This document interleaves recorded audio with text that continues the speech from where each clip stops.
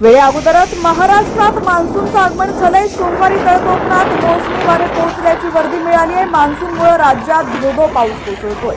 मुंबई, पुणे, सातारा, सांगली, कोल्हापूर, नाशिकसह राज्यभरात पावसानं थैमान घातलंय।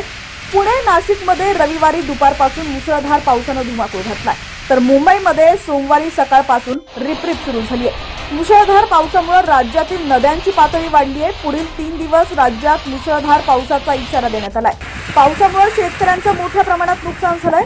शेतात सगळीकडे पाणी साचलंय। गावातील ओढे नाले भरून वाहत आहेत। आज राज्यात अनेक जिल्ह्यांना ऑरेंज अलर्ट देण्यात आलाय। पुढील 3 ते 4 तास मुंबई, पुण्यासह घाटमाथ्यावर अति मुसळधार पाऊस पडेल असा इशारा हवामान खात्यानं दिलेला आहे।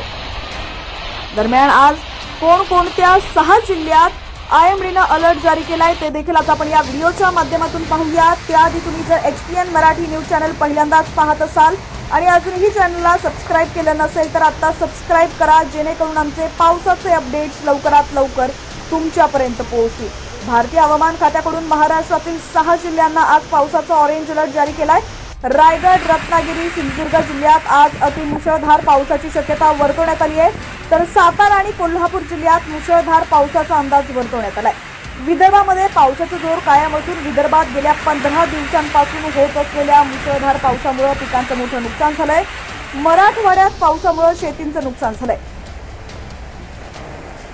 दरम्यान आता राज्यातील तुमचा जिल्हा कोणता आणि तुमच्या जिल्ह्यातील हवामानाची स्थिती कशी आहे कमेंट सेक्शन मध्ये नक्की कळवा।